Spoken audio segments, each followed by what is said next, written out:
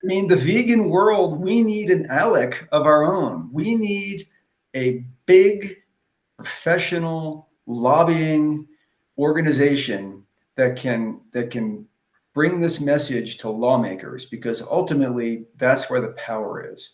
You can stand out on the street holding a sign all day long, we can write books, we can make movies, but when we get laws passed at the state and federal level, we are making immediate, wide scale change.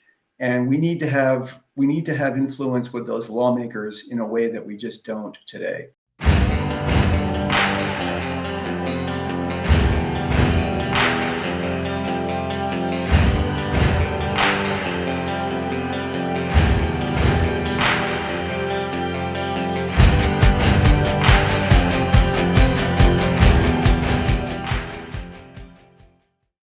Hey everybody, welcome back to Creating a Vegan World. My name is Andrew Alexander, and while filming Creating a Vegan World documentary, somebody asked the question, why do I have to pay 50 cents more to put soy milk or almond milk in my coffee compared to cow's milk? And why are plant-based meats so much more expensive than traditional meats that come from animal products? So today we have a very special guest. We have David Simon, the author of Meatonomics, that explains the economics behind the meat, dairy, fish, and egg industries, why they lose $8 per slaughter of pig, yet they're still a profitable business, as well as what we could do as activists, as consumers, to really dismantle this meat system and really build up the vegan plant-based system instead. So this is a short interview, 15 minutes. I'm going to include it in the documentary, but I want to post this on social media in case this inspires you to help lower the cost of vegan goods once and for all. So a lot of vegans, they have a question why they have to pay more for doing the right thing. So they pay 50 cents more for almond milk or soy milk at a Starbucks, for example, versus using cow's milk. So when I was filming the Creating a Vegan World documentary, someone asked that question. I did a Google search. I found your book, Meatonomics, and I read the first 2 chapters. I wanted to detail about this. So I just really, the purpose of this is to understand what system is in place that makes meat more affordable, that leads to overconsumption. Why is plant-based alternatives more expensive now? And what can we do from a system perspective and a consumer perspective to reverse that? And if you start talking about a little bit about the background of that. Sure. So there's a concept here that is fairly simple. It has a complicated name, and it's called externalized costs. And it works like this. If I take a bag of garbage out to my garbage bin at the end of the driveway and I leave it there for the garbage people to pick up, and I pay them every week to pick it up, I internalize my garbage collection costs.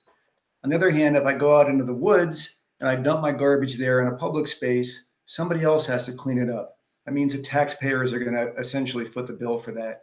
In that case, I would have externalized my garbage collection costs.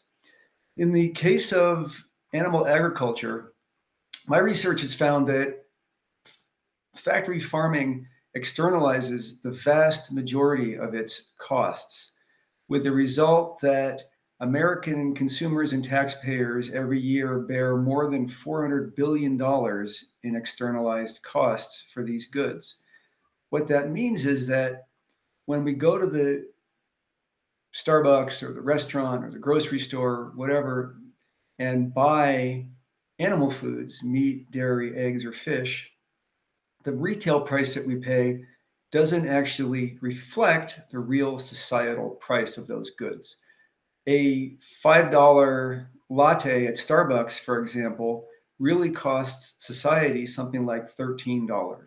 Because I found that there's about for every $1 of retail price in animal foods, there's another $1.70 of externalized costs that is imposed on consumers. So to answer the question of vegans who don't like paying the surcharge at Starbucks for non-dairy milk, cow's milk is inexpensive because dairy producers are able to externalize the vast majority of their costs, and soy and almond milk producers are not able to externalize costs to the same extent. Certainly, any industry does have some level of externalized costs, even plant-based foods, but the animal agriculture industry is literally one of the worst.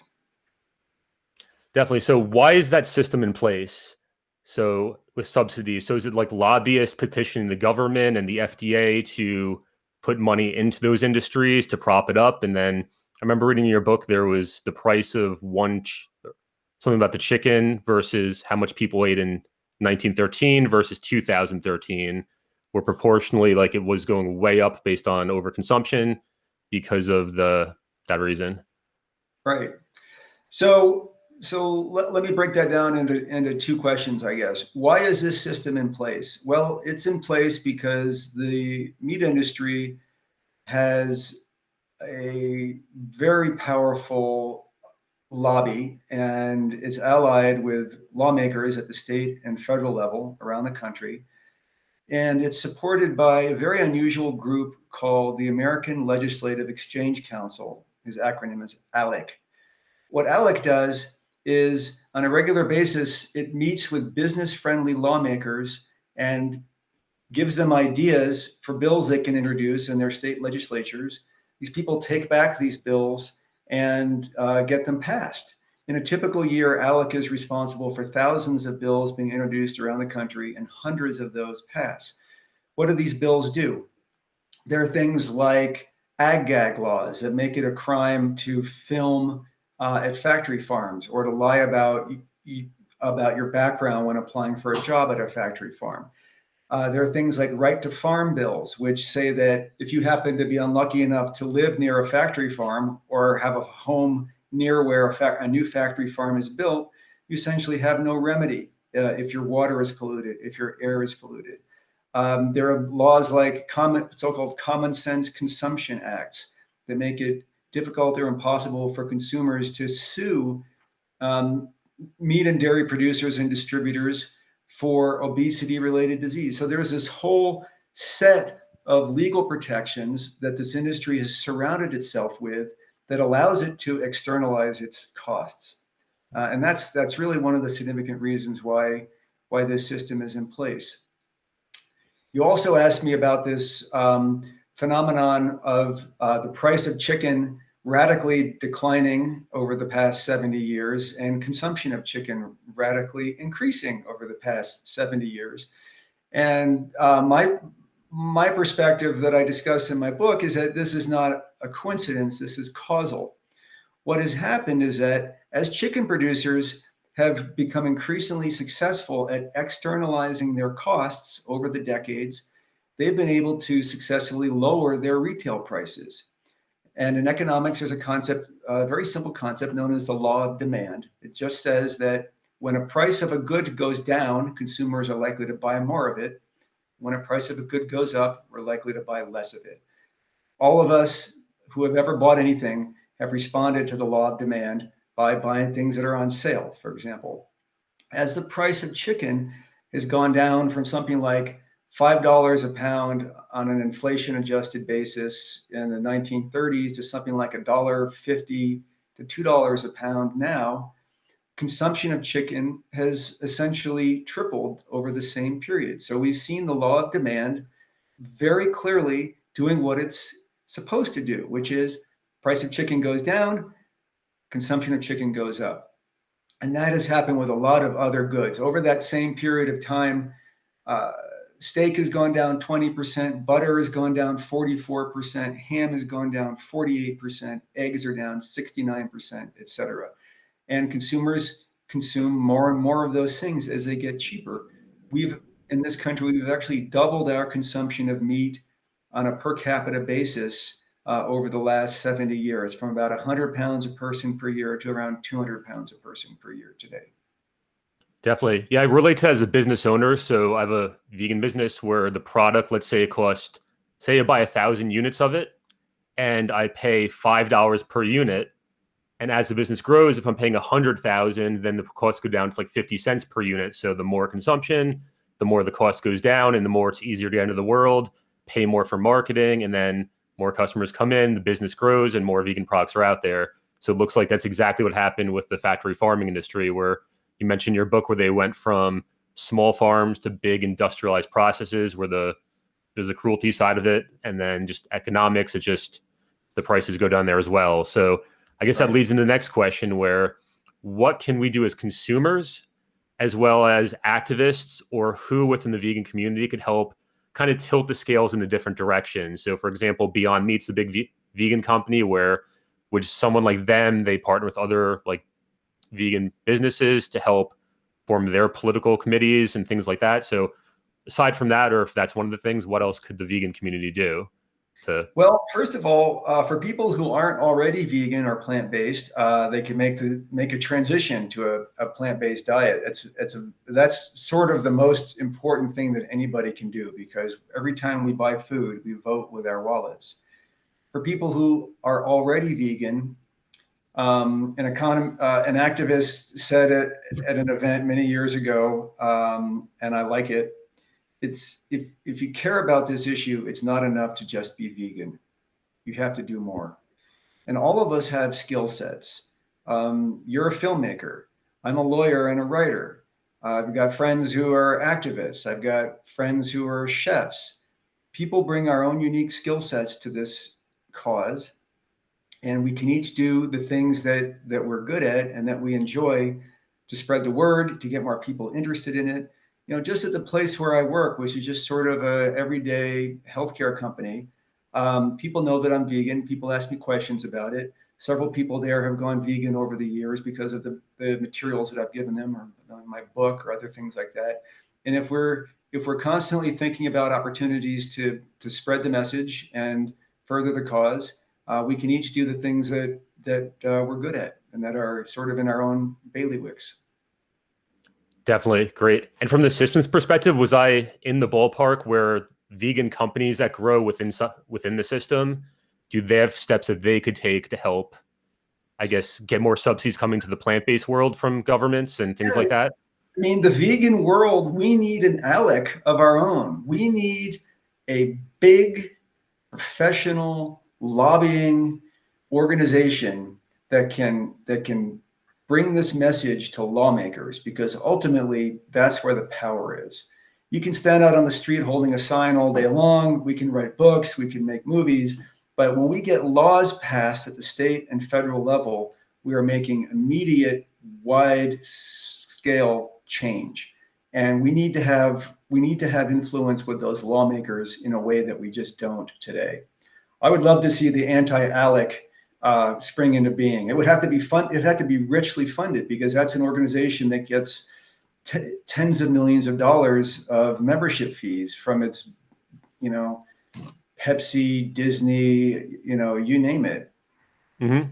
For like the first big one, would that be better at the federal level or the state level? Well, the way ALEC works is the way this organization should work, and that is they focus on state legislatures. They think that that's the low-hanging fruit, and they wine and dine them. They pay for them to go to musicals or shows or Disneyland. Obviously, it's a little different right now during a pandemic, but the idea is that you get the attention of these people, you give them gifts, and you get them to support your legislation. And I think that the ALEC model relies most aggressively on state legislatures and lawmakers at the state level. Definitely. Yeah, there's one out here in Australia called the Animal Justice Party. I don't know if it's an organization like that, but it's like a political party where I see her on social media. One person's in office, and then she's really speaking up for animals within, I guess, the national parliament here. So it's really cool to Yeah. see different parts of the world do different things. And so I guess the last part of that question is, what type of person would be fit for starting that with the United States to make a big impact in the next 5 years? Would it be someone within the lobbying community who happens to be vegan and wants to jump out and start on their own? Would it be a lawyer or politician? Yeah, it might be anybody in any of those lines of work. I could see somebody who's worked in lobbying or politics, maybe as an aide to a state or federal lawmaker, who discovers that they have an interest in this issue and they want to build it out. It's certainly a lot of work, and the biggest challenge is getting it funded. It'd be nice if somebody like Bill Gates or Zuckerberg could just give it $50 million to start it Mhm. out. That something in that range would certainly be helpful. Definitely. That's great. Cool. Is there anything else you want to get out there and talk about? That kind of goes through my list of questions that I wrote down. I guess the only other thing is one of the things that interests me and that I cover in the book is the idea that consumers, even when we behave in a rational way, which we do, we follow price cues, we respond to advertising and messaging as expected, we have lost the ability to make informed and independent decisions about what to buy for food in this country. And that's because of a combination of a few things, mainly the, the, the broken market that results in much lower prices for animal foods than we should have, first of all. It's that regulatory and legislative structure that I described, which creates this protective mechanism around this process. If we can't see what's happening, if it's illegal for us to see what's happening in a factory farm, we can't really make a decision, an informed decision about whether we want to buy the products of that farm or not. And that's what big ag is trying to do. And then the third part of this problem is aggressive messaging at both the business level and the government level through something called checkoff programs. And I've looked at these in a number of Western countries, including Canada, including Australia, and of course in the United States. And these are programs that in the United States give us messages like pork, the other white meat, beef, it's what's for dinner, milk does a body good. And we've seen these messages on bus sides, on magazine ads, TV, internet, etc.